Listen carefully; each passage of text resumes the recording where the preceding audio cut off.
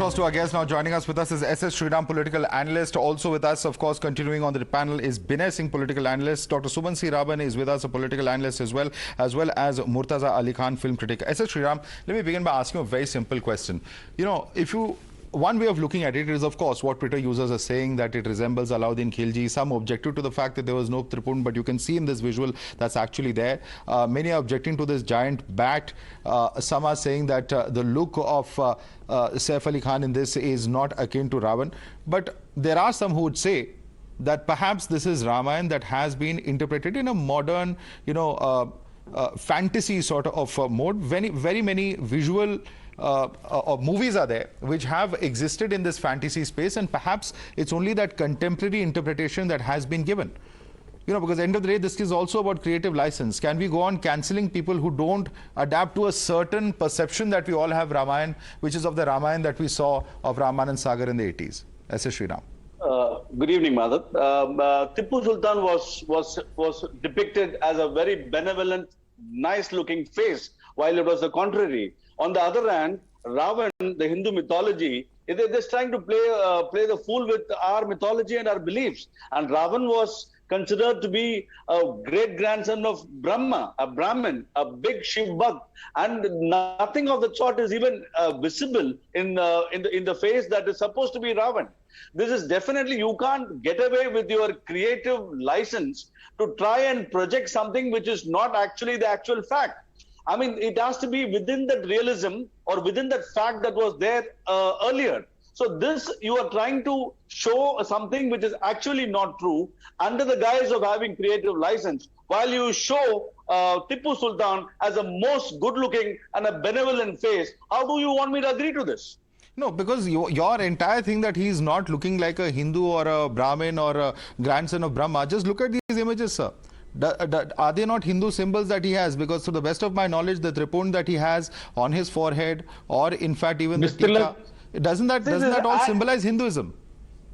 See, Ravan's act was different, but Ravan as a human being was different as well. He's being projected as the biggest villain, which is what is a fact. That was one of his qualities. While you have so many other good things about Ravan as well. So that is being totally ignored. While Tipu Sultan, the most notorious guy, was shown as the most benevolent guy. But that is a value judgment. That is a value judgment, sir. We can't make without seeing the film. Only a trailer has come out now. We are only talking about the imagery over here. You're talking about his good qualities. So I never thought, Suman C. Raman, we would be having a debate about the lack of Ravan's virtues being projected in a film, because that's a completely new argument to me. Suman C. Raman. Father, we've reached ridiculous levels of debate now. I think Mr. Sriram will have a couple of photographs of himself taken with Ravan. If he can give them to the film producers, then they can realistically be able to, project how Ravan should be. But anyone who has got photographs with Ravan, please take them and give it to the film crew so that they can look. Nobody knows. All of these are imaginary creations by people. Some may have created it earlier, some may have created it later. I don't think anybody knows, any of us, forget any of us, even the film crew have an idea of how Ravana would have looked. These are assumptions. Some say that the 10 heads itself are allegorical and they represent the 10, evil, whatever qualities in man. So all of this is conjecture, and I can't even believe that we are doing a debate on national television over a 1 minute 46-second trailer which has a problem with a man having a beard. I say it is completely insane, Madhav. And I think that, look, anybody on the show who has an original Ravana photograph, please take it and give it to the film crew. Okay, that's fair enough. That's fair enough. One can always have different interpretations, but you're shocked that this is a debate yet you're participating in it. Let me tell you, this has actually taken the social media space by storm today, and that's the huge amount of responses is the reason. One second, you're questioning why we're having this debate. I'm telling you why we're having this debate. Let me go across to others now. Binay Singh, simple question is this: there are those who have questioned why Hanuman has a beard and no mustache. There are n number of religious images images and serials, for instance this one, where in fact the fur around Hanuman, of course Hanumanji is supposed to be a monkey god, and therefore this particular image also has a similar interpretation. There are very many other serials also that have come out in the past that have portrayed Hanuman so. So are we really, over-interpreting things even before we actually see the film? Are you asking me? Vinay Singh. Yeah, Madhav, I don't know whose idea was this, the director Om Raut's or Saif Ali Khan's idea to have such a kind of get-up for Ravan. So this get-up has surprised me. And I just laughed. But he is not looking like real Ravana. And the second point... so we come to the root of the problem. Your problem is that Ravan is being projected by Saif Ali Khan. But yes... Vinay Singh, is that the problem? No. Madhav, please let me speak myself. I am surprised by his get-up, but Madhav, I was disturbed by his statement. The same Om Raut movie, Tanhaji, his role was chopped up and he made a statement that India is not a country. I remember, India is not a country was a statement made by him. So I think if any actor having such kind of mindset, so the directors must refrain from casting such people. Yeah, but I think he apologized for that statement as well, because he said that I've been made aware of one of my statements during an interview. It's caused controversy and hurt people's sentiment. That was never my intention or meant that way. I would like to apologize to everybody and withdraw my statement. Lord Ram has always been a symbol of righteousness and heroism for me. So he has apologized for the controversial statement that he has made, Vinay Singh. But let me get in Murtaza Ali Khan. Murtaza Ali Khan, there is a lot of criticism. There's a lot of criticism that, there's a certain type of look, there's a certain type of interpretation being given, and this is not in congruence with what we've been seeing in the past. That's the thrust of the criticism that has come in, as far as this particular film is concerned. Is it just a refreshing look or a contemporary interpretation, or is there something else behind the idea of projecting Ravan and other characters in this fashion? See, let me tell you first and foremost that I have talked to Om Raut on multiple occasions, and he's somebody who spends up to 5 years on research. Last time when I talked to him before the release of Tanaji, he told me that Murtaza, for a Maratha, there is a certain kind of curved sword that I use. So that comes out of the research. For a Rajput, I'll use some other kind of sword because of how they move. So he is researching very deep, in how you use weaponry, how you use certain aspects. So when he does a movie like Adipurush, he is not just, studying the Ramanan Sagar version of Ramayana. He is also studying Kamban's version of Ramayana. He is also studying Valmiki's version of Ramayana. He is also studying Tulsidas Ji's Ramcharitramanas. He is also going to study the Jaina version of Ramayana. He is also going to study the Mithila version of Ramayana. He is also going to study the version of Ramayana that they teach you in Lahore Spiti in Himachal Pradesh, where it is believed that Ravan was Sita Mata's father. So you have to understand that's how diverse and dynamic Ramayana is. And there are 7 kandas in Ramayana. And so we are not even aware as of now that which aspect of Ramayana this film is all about. Whether it's going to tell us the entire Ramayana, whether it's going to tell us, youthful days of Ravan.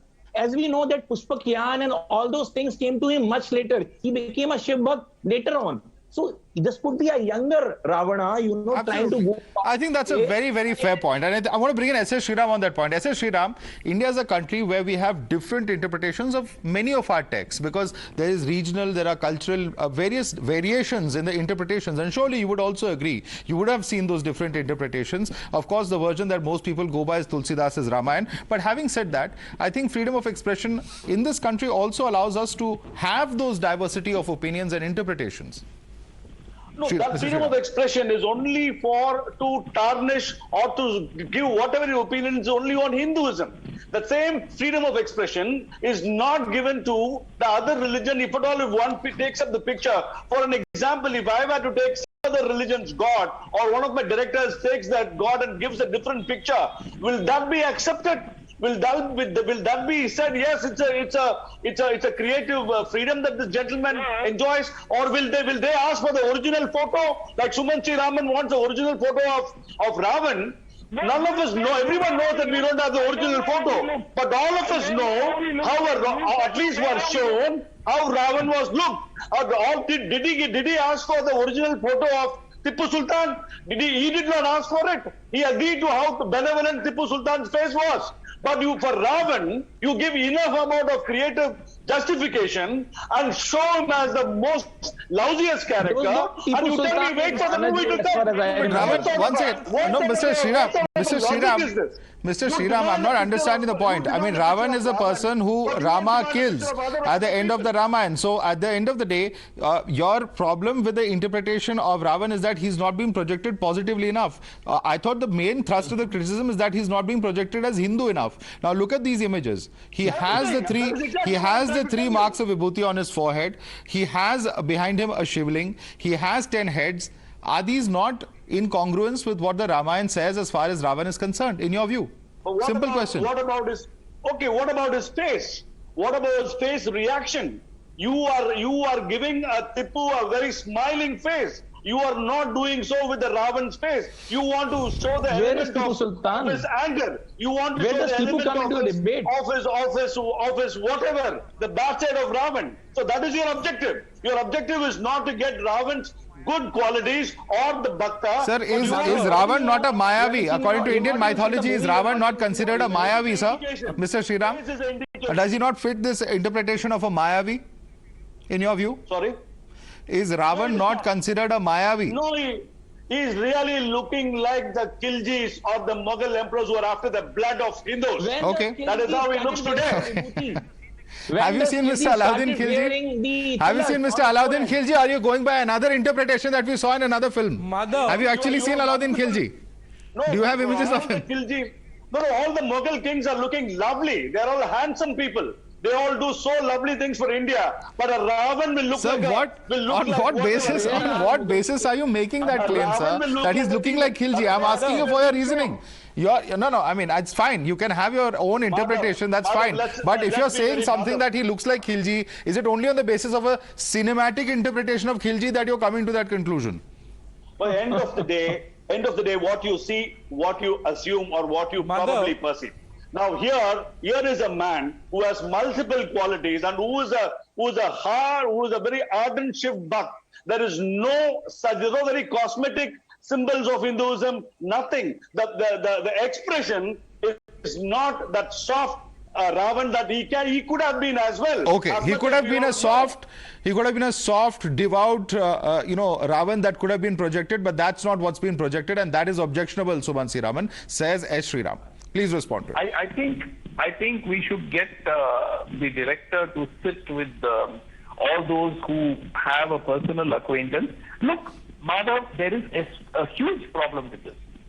When we are allowing completely unscientific stuff like this to be articulated, it creates a problem because it then feeds on itself and more people would take up this whole thing.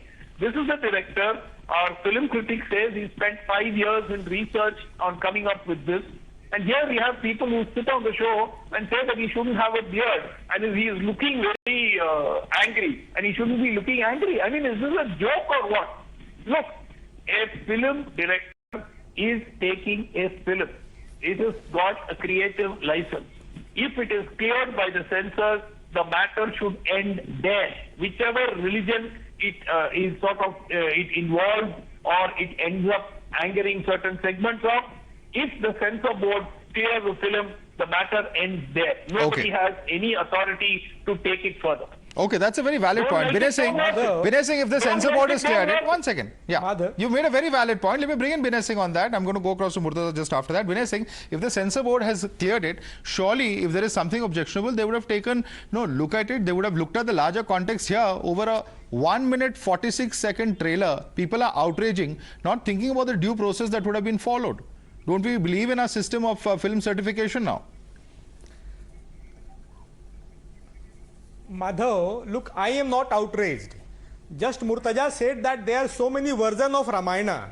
And Om Raut, he's a wonderful researcher. He's a very hardworking guy. So he has researched all the versions of Ramayana. So let me tell you, Murtaza, that even Ramanand Sagar, he did a well research. He went through all the more than 10 verses of Ramayana, and that research had such an impact on his personality that his life totally changed. Okay. His life totally changed. Sir, so don't sir, that was undermine about the- 40 all years in the ago. mind. That was a little less than 40. Okay, 10 seconds to Murtaza to respond. Times change, contemporary things change, a taste change, all of that changes. Quick 10-second response from Murtaza.